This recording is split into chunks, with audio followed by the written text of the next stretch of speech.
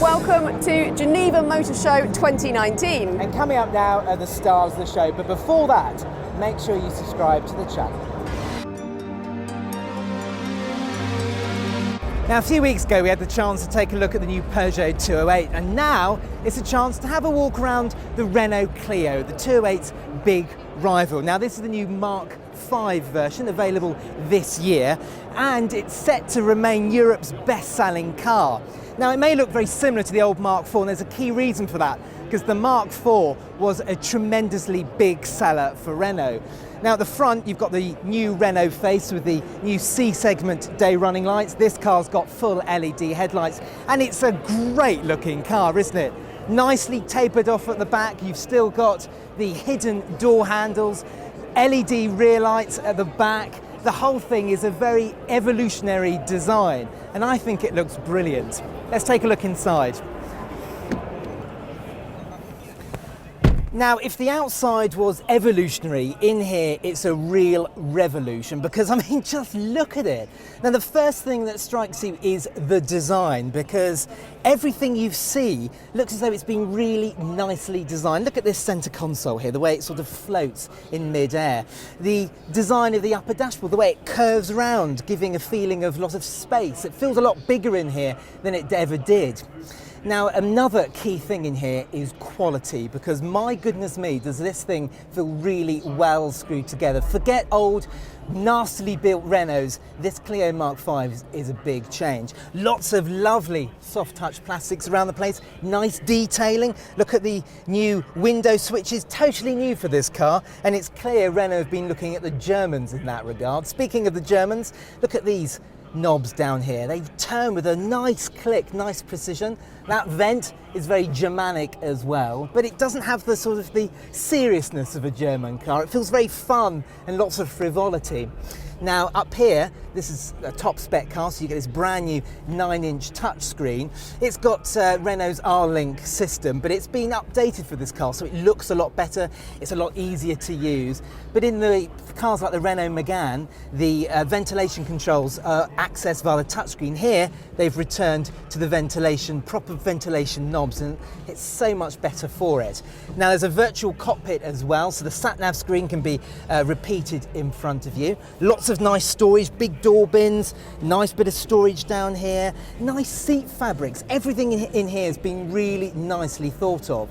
There's a good bit of space in the back too, not massive, probably on par with a Ford Fiesta and a Peugeot 208. Not enormous, like I say, but for a Super Mini, it's more than good enough. Now, the boot is a bit larger than it was before, but the key gain is a variable boot floor, so you don't have to bend down quite so far to load your shopping in, and there's a bit of useful underfloor storage as well. Engine-wise, well, there's going to be a 0.9 three-cylinder turbocharged petrol engine taken from the old Renault Clio. There's a new 1.5 petrol shared with the Mercedes A-Class, and there's also going to be a 1.6 litre diesel. Now, coming in 2020, there's also going to be a 1.6 litre petrol engine mild hybrid. No word on an RS model yet, but I would expect that car to be at least 2 years away, because Renault would definitely be doing an RS Clio. Prices, well, they should kick off from around 14 grand. Peugeot is going big on electrification. It's intending to have a plug-in hybrid or pure electric offering in every model line by 2023. And this is its first pure electric car, the E208. Now, this thing gets a 50 kilowatt hour battery and a range of 211 miles. It will also actually accept a 100 kilowatt charge, which means that you can get an 80% charge in around about 30 minutes, while a 7 kilowatt charger will do the same in about 8 hours, something like that. So that is all very promising. Front wheel drive, of course, something like 134 brake horsepower electric motor. And I have to say, I think it looks really cool. Obviously, this is a completely new 208, completely new platform. You will also be able to get it with petrol engines too, so you know, it is kind of the full offering. Peugeot has deliberately made the E208 look a lot like the rest of the standard new 208 range. So apart from those E badges on the rear three quarters, actually there's not that much differentiating it. But if you look very closely at the Peugeot badge on it, it's got kind of a little blue tint, sort of a bit of a pearlescent finish to it, which is also new to the electric Peugeot range. So it's a really sort of fresh look for Peugeot and a really, really significant car. So high expectations for this one. This is the Polestar 2. Now, whatever you do, don't call it a Volvo, because Polestar is its own brand these days. This is a pure electric small car that's going to go up against the Tesla Model 3. You can expect to see it on the roads by the end of 2020. It has got a 78 kilowatt hour battery for its pure electric powertrain, four-wheel drive. It's got over 400 brakes, so it's not going to be slow. However, it's not going to be cheap either, because this is going to cost from around £52,000 when it goes on sale. However, the good news is that we spoke to the CEO of Polestar, and he reckons it's very likely that they will actually offer a lower range car for a bit less, so that could come later. So of course this is specifically aiming at cars like the Tesla Model 3 and that kind of thing, but it's very interesting as a completely new brand, lots and lots of interest and excitement around it. It looks great, I think. I mean, particularly in the grey actually, and I like the sort of Volvo lights and this kind of thing. It looks great inside too, so a really interesting premium product that we're actually going to see on the roads very soon. So inside of the Polestar 2, notably, there is no leather seats. But that's actually not that unusual. High-end interiors actually are going for sort of textiles and different kind of high-end vegan interiors these days. Is quite a big thing. Evidently what Polestar's going for. I do like the wood trim. It all feels really nice. Really big touchscreen. Do you know what? I actually really like it. Does it feel like a £52,000 interior? I don't know. I'm a little bit on the fence about that, but definitely minimalist, and it does look cool. Welcome to the Skoda stand and to yet another SUV, Grown. This one is the third in the Skoda SUV lineup. It's called the Kamiq, and it's the smallest SUV Skoda will produce. It's effectively the replacement to the Yeti, and it takes key design themes from the new Scala hatchback, such as the headlamps here with its 4 LEDs. It's quite an aggressive, angular looking face, but elsewhere it's typical SUV. Inside there's a big push in terms of quality. There's digital displays. This car apparently is the largest in class in terms of interior space. Engine-wise, well, there's two 1-litre 3-cylinder petrols. There's a 1.5 and there's a 1.6 diesel. Prices, well, they should kick off from around £17,500. This is the Honda E prototype, the follow-up concept to Honda's urban EV concept. Now this is still a concept, but it's very close to the production car that we should actually see in all its glory before the end of 2019. Now, there's no actual confirmation, but range is expected to be around about 120 miles, while pricing it's actually on the premium end. So Honda reckon this is going to be a rival for things like the BMW i3, so you can expect it to cost from £25,000 or more. Now, it does look great. The original urban EV concept had 3 doors. Clearly the production car has gone up to 5 doors, and it's got a little bit of a different stance, but it does still look fantastic. Retro design inspired by the original 1970s Civic, and we're still really excited about this as well. Also, do check out the interior, because it's a real massive step forward for Honda and is something that really will differentiate this car from the rest of their range. So Honda reckons that this car is 98% of the production car actually. It's very, very close to the original production car, and as you can see, the interior is absolutely awesome. I mean, check out this screen that goes all the way along the dash, and all these materials and everything as well. It's a huge step up for Honda. So actually the interior of this car is as significant as the exterior design as well. So it's a really, really exciting thing. However, I don't think probably the camera wing mirrors are going to likely to make it to production. This is the Seat Elborn concept. Now, this is Seat's equivalent of the Volkswagen ID hatch. So we're talking about a sporty hatch, front-wheel drive, 62 kilowatt-hour battery in this one, which gives it a range of about 261 miles. And not only that, but this is going to have around about 200 brake, and will do 0 to 62 in about 7.5 seconds, according to Seat. So we're talking about quite a decent performance hatch actually here, which is very cool. In terms of how close it is to production, in terms of styling, actually not that far off. The interior particularly looks quite realistic, judging by its materials and this kind of thing. So it will be Seat's first pure electric family car, its first bespoke electric car, and I think it looks great actually, based on the MEB platform, of course, yeah, due on sale in 2020. New Aston Martins, they used to be rare as hen's teeth, didn't they? But now they appear in far greater quantities, and 2 new concepts here at Geneva allow Aston Martin to enter previously uncharted territory.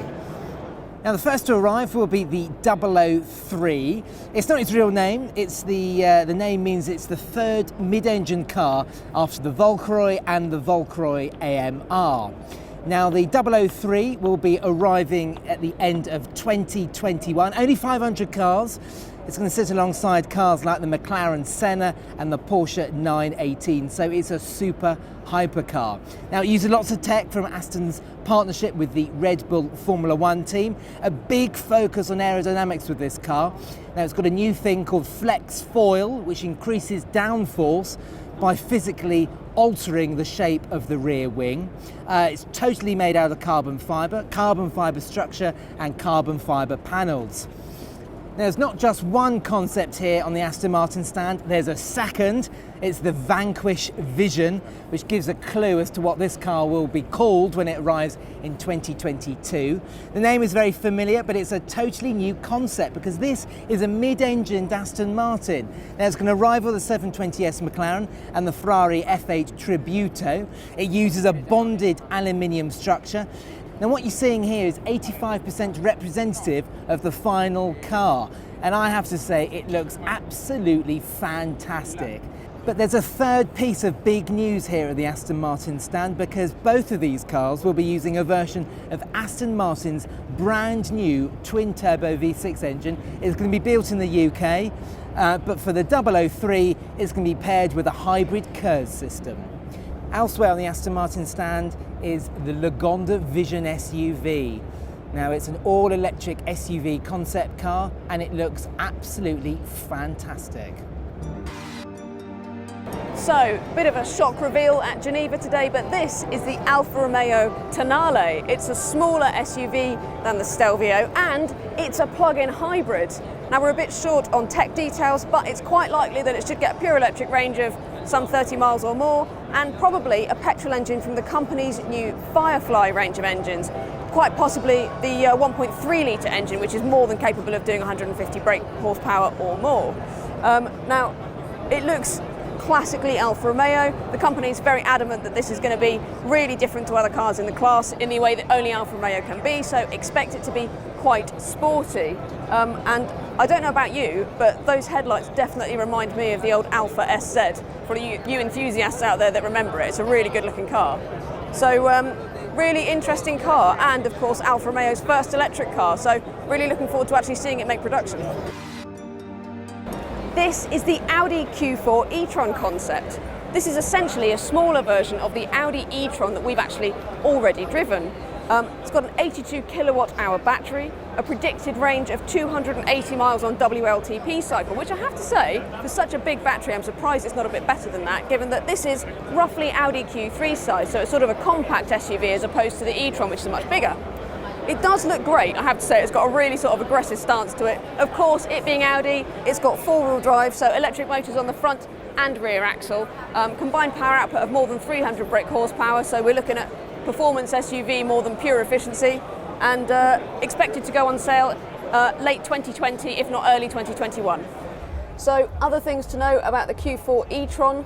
Well, the interior is really, really stunning, and we know that actually, given how good Audi are at interiors, I wouldn't say that this is necessarily far off what you'll actually see in the production car. All these sort of touch-sensitive panels, really lovely digital dials and all that stuff, very cool steering wheel, you know. It looks concept-like, but I can believe that most of it will actually make production. Interestingly, there's actually an air quality thing up here as well, which suggests that it might have some kind of sort of medical air quality type filter, Tesla style. And other than that, it's really nice in here. Charging speeds, this car can charge it up to 125 kilowatts, which is actually really impressive. So you could get an 80% charge in this in 30 minutes if you can find a super rapid charger like that, despite the 84 kilowatt hour batteries. So that's something else to consider. So all in, looks like a really promising model for 2020. Now, no motor show would be complete without the launch of a new Ferrari, would it? This is the F8 Tributo, which is a heavy facelift of the 488, which in turn was a heavy facelift of the 458. Confusing, isn't it? But a lot has changed on this car. The only two things that remain the same from the old 488 are the doors and the roof. Everything else is different, such as the front here.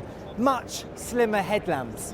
We've got an S-duct here, very similar to the type you find on the 488 Pista. It's a bit smaller, but it adds 12% of downforce. All the wings down here aid downforce. These little vents down here, they aid the cooling. There's lots and lots of subtle, detailed improvements on this car. Now at the back, there's quite a big change because excusing my colleagues here who are also filming the car, this panel of glass here, it's supposed to hark back to the Ferrari F40 of the late 80s. And you can see right down into the engine, as you'd expect. And at the back, there's a fixed carbon fibre rear wing and the double rear lights as well, very reminiscent of Ferraris of old. Inside, it's quite a change actually. There's a new dashboard. The vents are from the F12 Ferrari. You can't see it, but there's a little screen here, touch screen, that's 7 inches.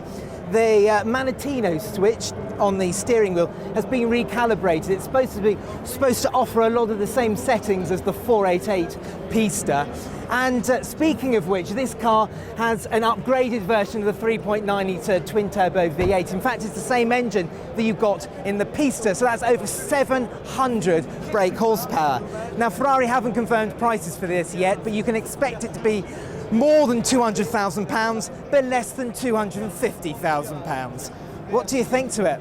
Let us know in the comments section below.